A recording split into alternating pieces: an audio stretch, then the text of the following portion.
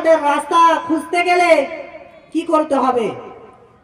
আমাদেরকে জান্নাতের রাস্তা খুঁজতে গেলে সেই আল্লাহ এবং আল্লাহর রসুলের পথ ধরে চলতে হবে। আর যদি সেই রাস্তা, সেই পথ ধরে যদি না চলি, তাহলে কিন্তু আমরা গুমরাহি হয়ে যাব। আমাদেরকে জাহান্নামের রাস্তায় হাঁটতে হবে, আমরা জাহান্নামে পৌঁছে যাব। সম্মানিত উপস্থিতি, একটি উদাহরণস্বরূপ, যে আপনাদের গ্রামে কোনো ব্যক্তি আসলো আর সেই ব্যক্তি আপনার কাছে জিজ্ঞাসা করলেন, ভাই আমি এখান থেকে মালদায় যাব, আমাকে রাস্তা বলে দাও। তো আপনি কি করলেন? সেই ব্যক্তিকে রাস্তা, সঠিক রাস্তাটাকে দেখিয়ে দিলেন যে তুমি ভাই যাও, এখান থেকে ফারাক্কায় যাবে, ফারাক্কা থেকে তুমি ডান দিকের রাস্তা ধরে মালদা চলে যাবে। আপনি কিন্তু সঠিক রাস্তাটাকে মানুষকে দেখিয়ে দিলেন। আর সেই ব্যক্তি কি করলো? সেই ব্যক্তি ডান দিকে ফারাক্কা, এখান থেকে ফারাক্কা তো গেল, কিন্তু ডান দিকের রাস্তায় আর গেল না। সেই ব্যক্তি কি করলো? বাঁ দিকের এনটিপিসি রাস্তা ধরে সে ধুলিয়ান পৌঁছে গেল। ভাই এখন আপনি চিন্তা করুন, আপনি তো সঠিক রাস্তা দেখিয়েছেন, মানুষকে সঠিক রাস্তা বলে দিয়েছেন, সেই ব্যক্তির ভুলের কারণে, সে আপনার কথাটাকে ভালো করে না শোনার কারণে তার যাওয়ার কথা ছিল মালদায়, কিন্তু পৌঁছে গেল ধুলিয়ান।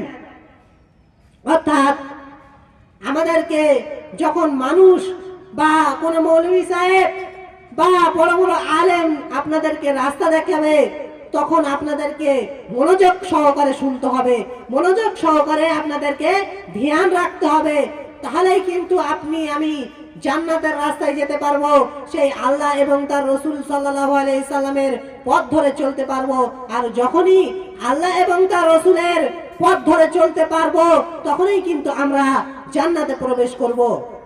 আর এই রাস্তা সম্পর্কে আল্লাহ সুবহানাহু ওয়া তাআলা তিনি তিনার পবিত্র কালামুল্লাহর ভিতরে বলেন, সূরা দাহারের 3 নম্বর আয়াতের ভিতরে আল্লাহ রাব্বুল আলামিন বলেন, ইন্না হাদাইনাহুস সাবিলা ইম্মা শাকিরা ওয়া ইম্মা কাফুরা। ইন্না হাদাইনাহুস সাবিলা, নিশ্চয় আমি কি করেছি? মানুষকে রাস্তা দেখিয়েছি।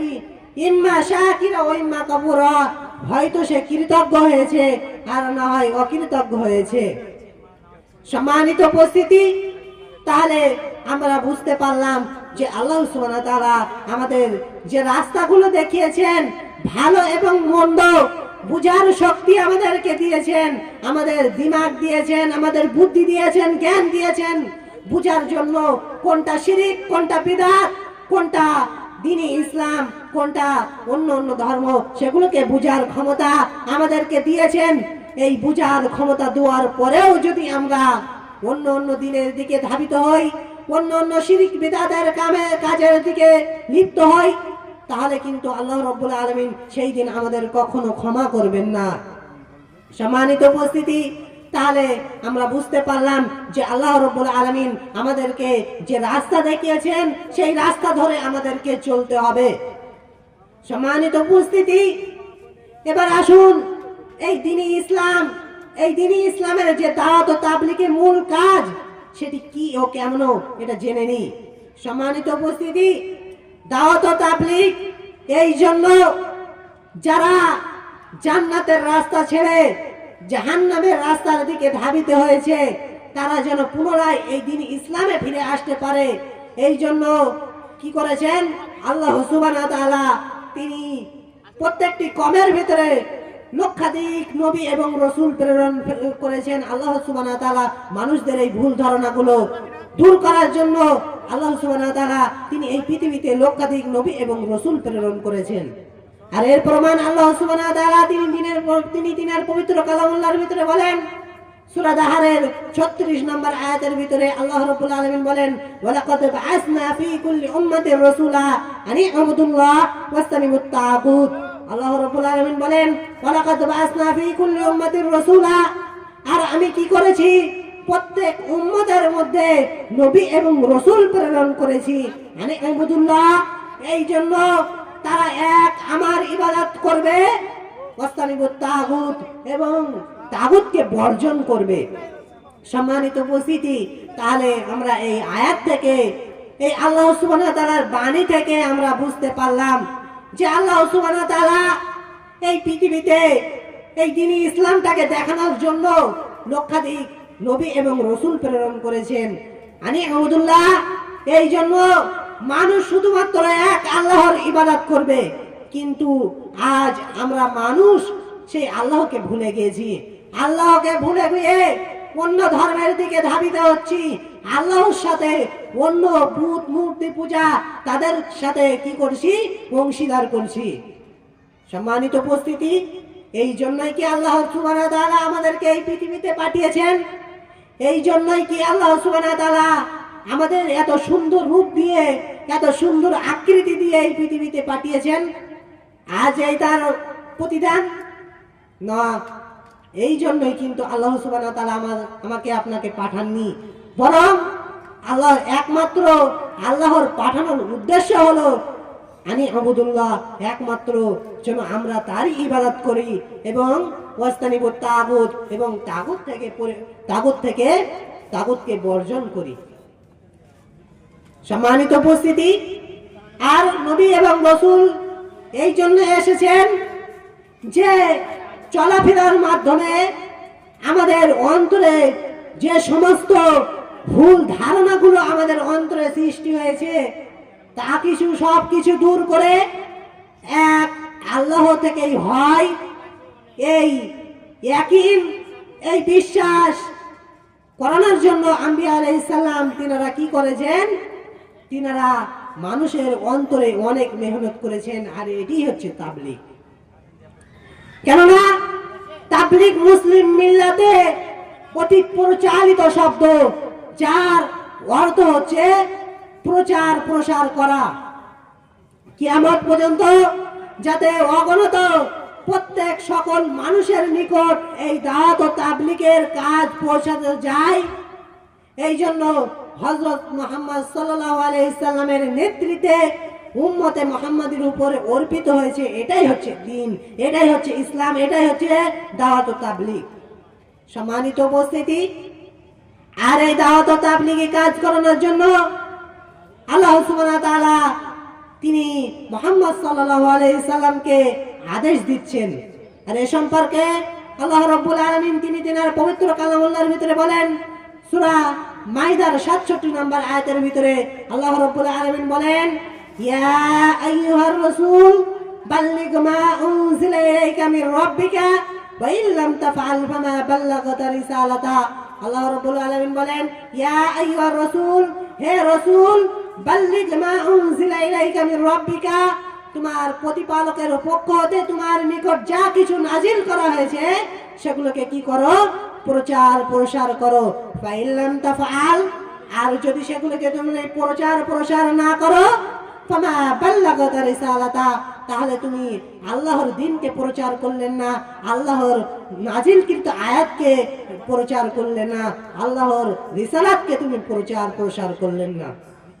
সম্মানিত উপস্থিতি, তাহলে বুঝুন, একবার ভেবে দেখুন, যদি আল্লাহ সুবহানাহু ওয়া তাআলা রাসূলের উপরে এত কঠোর হতে পারে, তাহলে আমাদের উপরে কত কঠোর হবে? আমাদের উপরে কতই না কঠোর হতে পারে, একবার আমাদেরকে চিন্তা করে দেখা উচিত।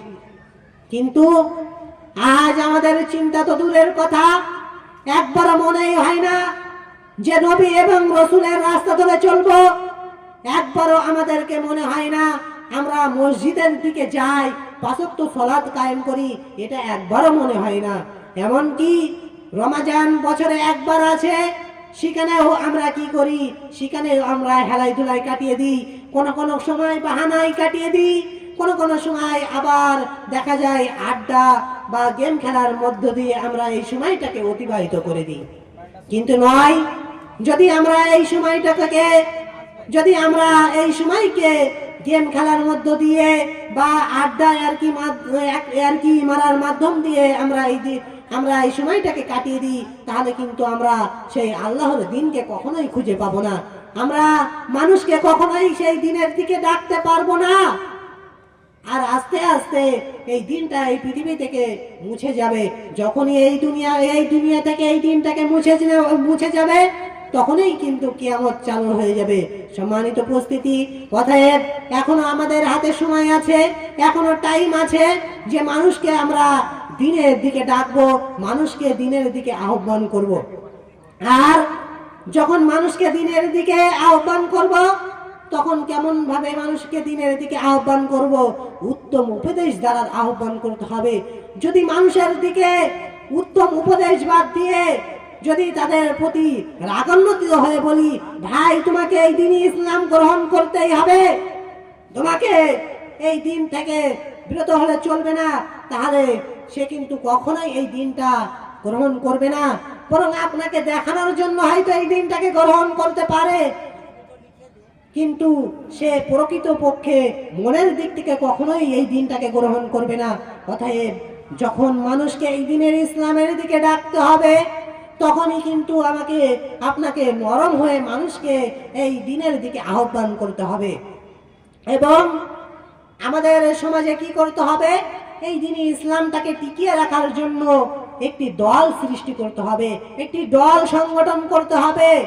এই দাওয়াত ও তাবলীগ যেন প্রত্যেকটি মানুষের কাছে পৌঁছাতে পারে, এই জন্য আমাদেরকে একটি দল সৃষ্টি করতে হবে।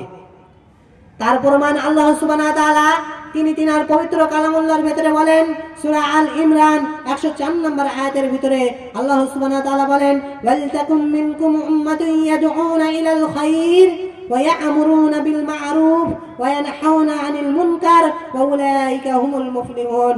আল্লাহ সুবহানাহু ওয়া তাআলা বলেন, ওয়ালতাকুম মিনকুম উম্মাতুন ইয়াদউনা ইলাল খায়র, আর তোমাদের ভিতরে এমন একটা দল হওয়া উচিত যারা কি করবে? মানুষকে কল্যাণের দিকে আহ্বান করবে। ওয়া ইয়া'মুরুনা বিল মা'রুফ, এবং মানুষকে কি করবে? সৎ কাজের আদেশ দেবে। ওয়া ইয়ানহাউনা আনিল মুনকার, এবং মানুষকে অসৎ কাজ থেকে রুখে দাঁড়াবে। ওয়া উলাইকা হুমুল মুফলিহুন, আর এরাই হচ্ছে প্রকৃত সাফল্যকামী হবে। সম্মানিত উপস্থিতি, তাহলে আমরা বুঝতে পারলাম, আমরা যদি সাফল্য অর্জন করতে চাই এই দুনিয়াতে এবং আখেরাতে, যদি আমরা সাফল্য অর্জন করতে চাই, তাহলে আমাদেরকে এই পৃথিবীতে আমাদের সমাজে একটি দল গঠন করতে হবে, যারা কিনা মানুষকে ভালোর কাজের দিকে আদেশ দিবে এবং যেখানেই অসৎ কাজ চলবে সেখানেই কি করবে?